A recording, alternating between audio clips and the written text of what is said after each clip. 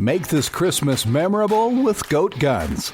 Get the coolest miniature gun models for your collection. From historical classics to modern weapons, we have something for every firearm and hobby enthusiast. Surprise your loved ones with the gift of Goat Guns, the perfect blend of quality and detail. Shop now and spread the joy at goatguns.com. Welcome to the Human Capital Innovations Podcast. We're your source for personal, professional, and organizational growth and development, where we share original research, explore industry trends, and interview executives and thought leaders from across the globe. We hope you join us often for practitioner-oriented content around all things related to leadership, HR, talent management, organizational development, and change management. Maximize your personal and organizational potential with Human Capital Innovations Podcast.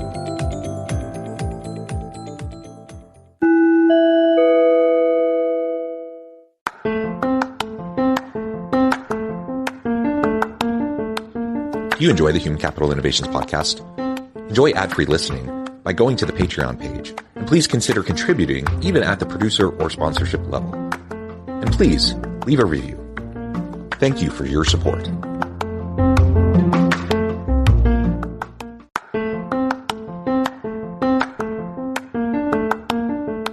Welcome to the Human Capital Innovations Podcast. In this HCI Podcast episode, I talk with Rob Dubin about why organizations are failing to stem the Great Resignation.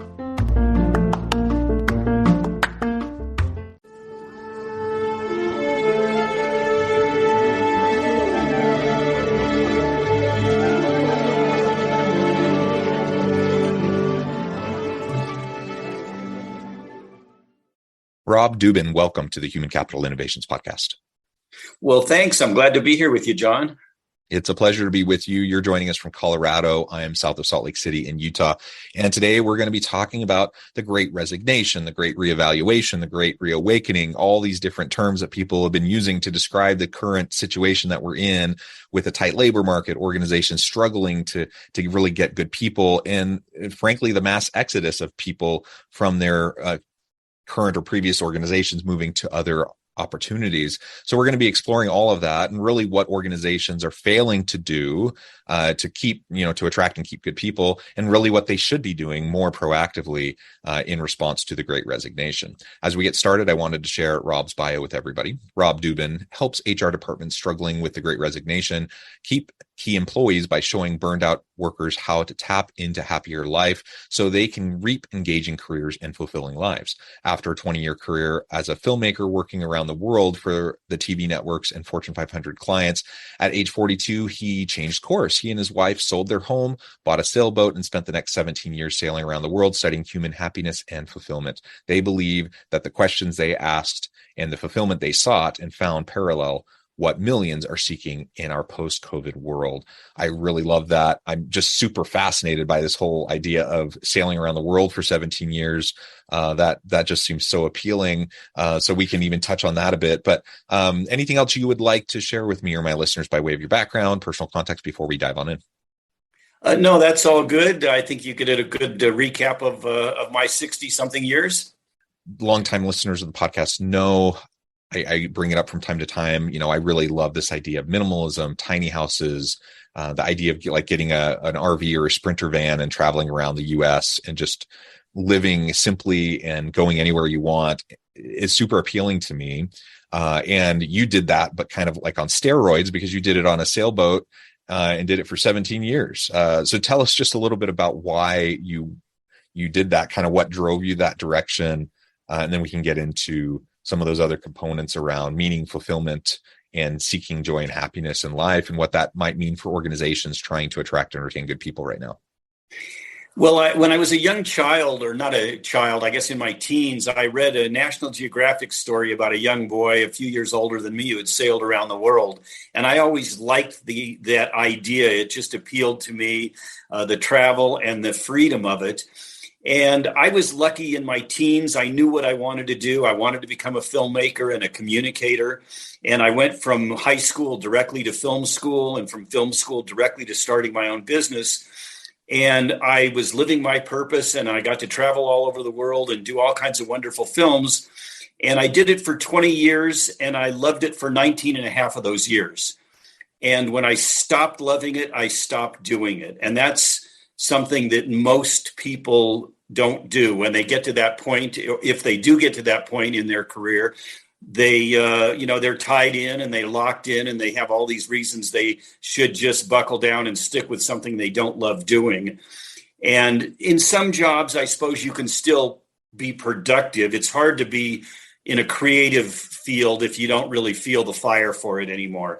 So we decided to close down our film production company and go have a new experience. And we had this idea of sailing and being self-sufficient. So we sold our home and bought a boat and went off to do that.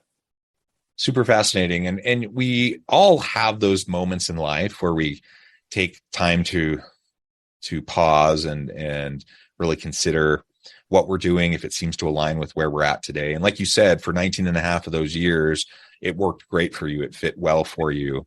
And we all have different life stages. We all have kind of, we have core values, but our priorities might shift over time. What really is meaningful to us might shift over time. And so we talk about midlife crisis. That doesn't have to be midlife. That can really come at any point as you start to reevaluate what you're doing and how that fits with what you want to be doing and your core values and your priorities. And so you came to that realization. You made that decision. You made a drastic change. And many individuals feel trapped. They don't feel like they can do that. Maybe they feel locked into a mortgage. Their kids are going to college and they got to pay for it. Stuff like that. All these different reasons why people might feel stuck and trapped. My thought on that is, regardless of what you're doing, even if you're doing something you might have loved at one point and that love is dissipated, even if you're not finding meaning, fulfillment anymore, even if you feel trapped and you don't feel like you can move to something else, I'm a true believer that we can infuse just about any type of work with meaning, purpose, and to try to align it with our values. And so I would encourage anyone to have a talk with your supervisor, your manager, take stock of your own working situation, your conditions, your environment, and have that conversation about what you need and what you value. And you might be able to work something out in your existing job. But if and when that doesn't work out, life is too short. So don't just buckle down and put your head down and spend the next 20 years doing something you dread and hate, because you're fearful about what uncertainty looks like as you might try to make a transition. So life is too short. Try be bold and try to find something that might work for you. That's not, for most people, it's not going to mean selling your house and getting a sailboat and sailing around for a really long time. It may mean that you still do the job you don't love, but you pick up a new hobby, you do something else that brings fulfillment in other aspects of your life outside of work. But whatever it is, we gotta look for that, because taking care of ourselves, our self-care, our mental health, all of that is going to be largely derived from where we, how we spend this time. And in fact, work is where we spend most of our time each and every day. That's great advice, and I couldn't agree more. I don't recommend to people that they do what we did in terms of, to complete lifestyle change. But that was, I think, your approach of talking to your supervisors and figuring out how you can do your job, and every job has parts of it that we tolerate and that don't turn us on. And the idea is to just have more of the part of it that turns you on. So that's great advice. And the good thing that's happened out of the pandemic and the Great Resignation is that HR people and your supervisors do not want to lose you. And so they are much more open to helping you design a job that fits you a little better still within the same organization. Yeah, well, that's actually a good segue. I mean, they should be interested in doing that. The question is, are they doing that? And so whether we're talking about HR departments specifically, or we're just talking about organizational leaders, supervisors, managers, all the way up through executive levels in the C-suite, what they should be doing versus what they have been doing, what they are doing, aren't always the same thing. So what do you see, organizations, what are they failing at doing to stem the tide of the Great Resignation and to continue to attract and retain good people?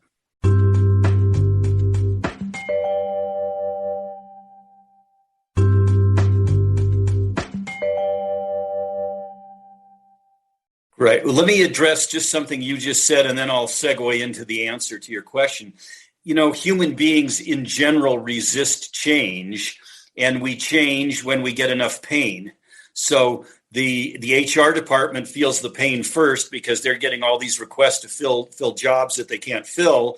But when it becomes the department head's problem that he doesn't have enough people and he's starting to feel pain, then they will start doing more and more of these things to make their employees happy. So they are changing depending on how much pain they feel. But the issue with the Great Resignation, and you talked about some of those memes that have come out of the pandemic. One of them is being called COVID clarity. And that's where people during the pandemic examined their lives and they said, gee, I'm not happy. I've done all the things that I was supposed, air quotes, to do. I got a good education. I met the right partner. I had a couple of cute kids. I got a good job. I get occasional promotions and I basically enjoy my job. Why aren't I happy? I'm supposed to be happy now. And so that's one of the first big paradigm shifts that happened during the pandemic. And organizations have definitely failed to respond correctly because in 2021, we averaged 3.9 million job losses a month.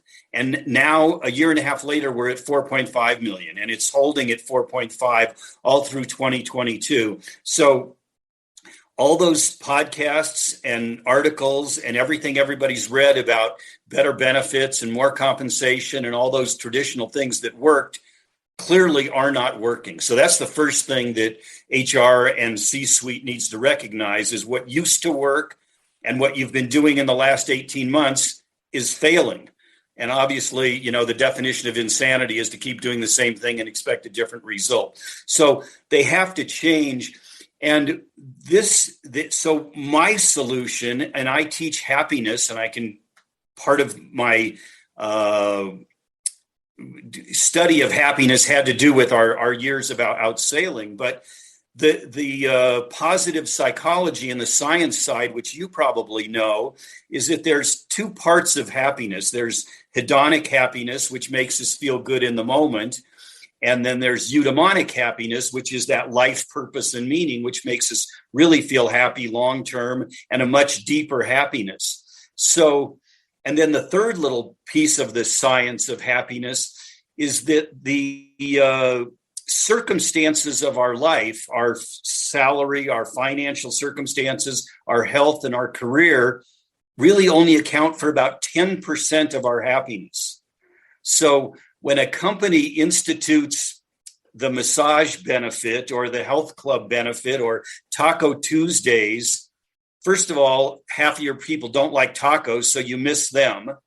And half of them don't like massages or health club memberships, so you miss that half. And then for the half that you do hit, you're only hitting, you only can potentially move the needle by 10% because that's in that little 10% of our circumstances that affect our happiness. So even if you nail somebody, they love going to the health club, that's really only 10% of their happiness that you could potentially move. And then the third failure is that it is that hedonic happiness, which only lasts a short time. So we're really aiming at the little tiniest part of the target with most of our benefits and compensation-oriented benefits to people. We're not hitting them where they really live, what could really make them happy, which is things that contribute to purpose and meaning. And, a couple of statistics. I heard one statistic that when people get a raise, they're only happy about it for 16 days. 16 days. And then it just becomes, it's like the new car you wanted. You just definitely had to have that new car. And you love it when you get it. But 6 months from now, 8 months from now, it's just your car. And so if we aim at those hedonic happiness things, and if we do hit the target, we're still only going to move the needle a few percent, and it's going to be short-lived. And then they just take their new salary for granted. They take their new perk for granted, and it doesn't give them the same joy. Whereas if you can help them find real happiness in their lives, then they stay on the job.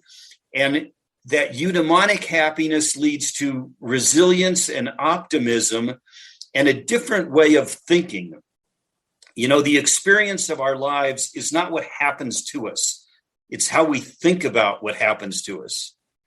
And happy people think differently. So, you can't, the HR department can't solve the problem of every bad boss or every microaggression in the workplace or every other work, or they can't change your job in some instances. But if you are an optimistic, happy person that experiences that eudaimonic happiness on a regular basis, those problems become smaller in your mind. And so you are able to deal with them, and you have resilience, so you get burned out much less easily. Yeah, that's great. And looking for those intrinsic kind of factors is what I'm hearing you say. That's another way of framing what you're talking about, that we can focus on the meaning, the purpose, the fulfillment, those elements. Everyone needs, like, you need a baseline to take care of your needs, your pay, your benefits, your healthcare. You need to be able to have a car that works and that you're comfortable with. You need to have, a shelter. All those things need to be there, and it needs to be equitable. And if it's not, that's going to cause problems for sure.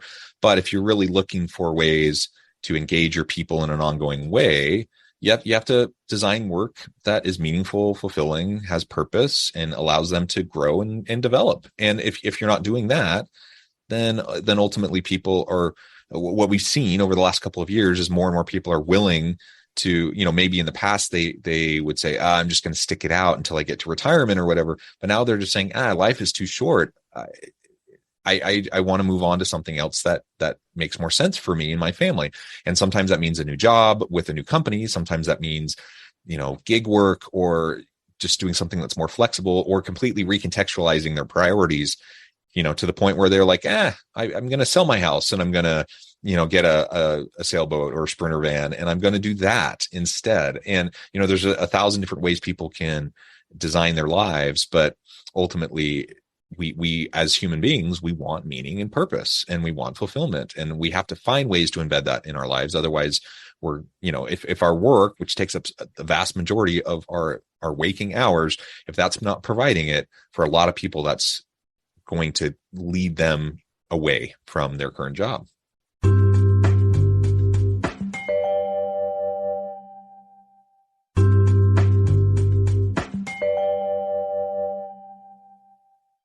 Absolutely. And you're right that you have to have that threshold. People don't, when they're looking for a job, one of the key things is the salary, so the compensation has to meet that basic threshold.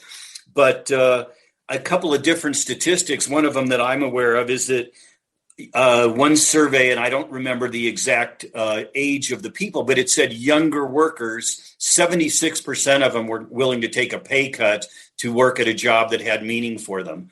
And a previous guest on one of your shows had a different statistic. He said they would take up to a 24% pay cut to get a job that had meaning for them. So, and definitely the younger the workers are, the more they think in that terms of there's got to be this life satisfaction associated with it, for sure. And one of the things that is challenging for HR and C-suite is that we're, of course, very data-driven, as we should be, but we're getting bad data in a couple of different ways. An engagement survey, if you use the Gallup Q12 survey, or whether it's that or your own, every question on the survey is some version of how can we make you happier at work? Not in your life, but at work. And people aren't resigning because of just work unhappiness. They're resigning because of life unhappiness. And that's that COVID clarity that they got during the pandemic. So the data that you're going on is bad. And then there's other data that's also bad, because your employees are lying to you on your surveys, but they're not doing it on purpose. And this is a real catch-22, because if companies are proactive and they are doing surveys to find out what would make their employees happy, most people, if you say what would make you happy, they answer with those hedonic questions: more salary, better benefits, more vacation time, et cetera, et cetera. But the catch-22 is we know those things don't really make us happy in the long term. So employees are giving you bad information on the surveys, and then companies react to that, and it makes them happy for a couple of weeks or a month or two, but it doesn't last. So companies really need to focus on teaching happiness. And we have this mistaken idea that, as I said earlier, when I've checked all those boxes of, the good career and the good education, and I have a good partner and a couple of cute kids and a nice home, I'm supposed to be happy.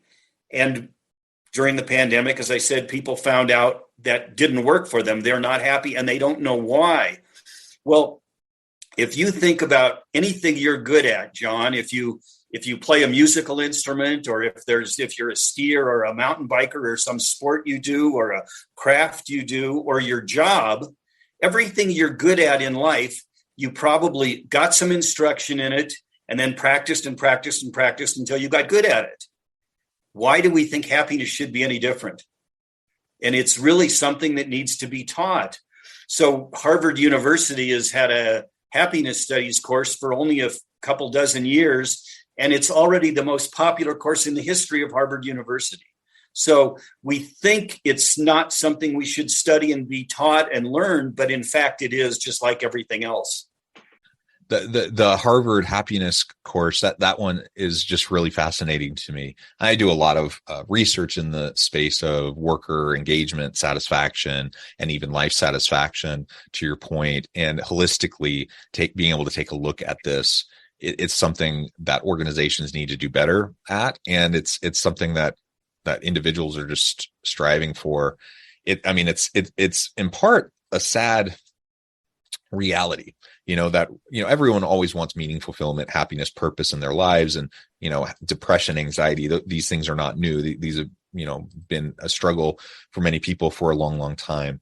But there's been increasing data around both the impact of COVID and the pandemic on things like stress, anxiety, depression, and with increasing rates of those. But also we see with younger millennial and Gen Z individuals and workers that they have increasingly high levels of stress, anxiety, depression, even suicidality.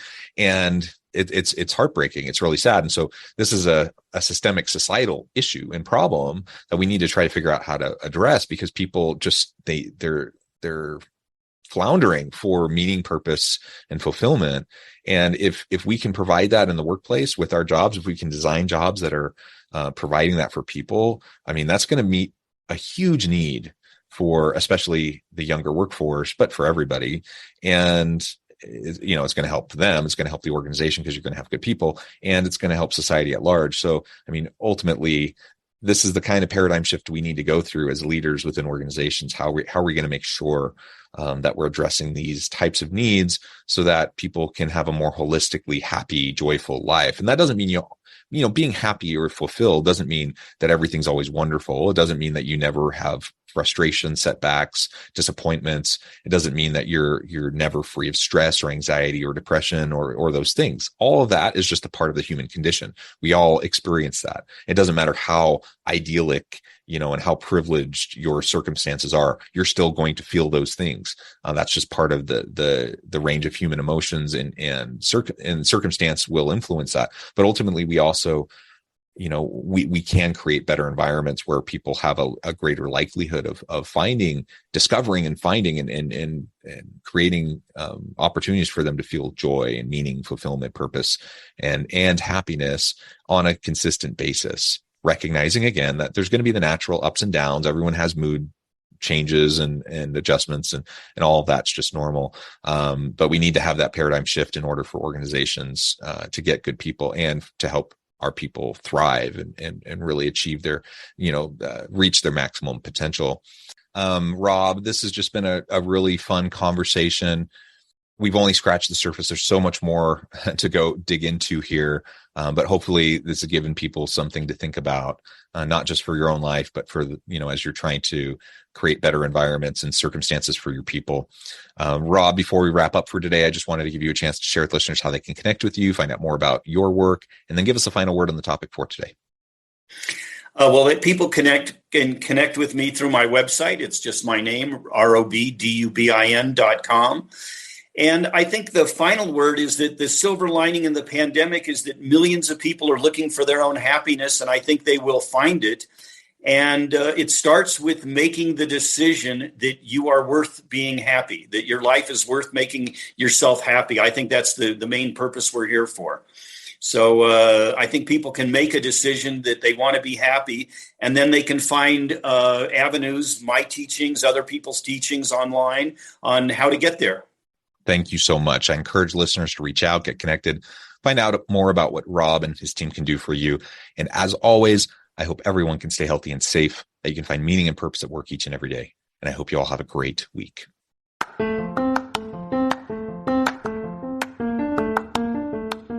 you enjoy the Human Capital Innovations podcast? Enjoy ad-free listening by going to the Patreon page. And please consider contributing even at the producer or sponsorship level. And please leave a review. Thank you for your support.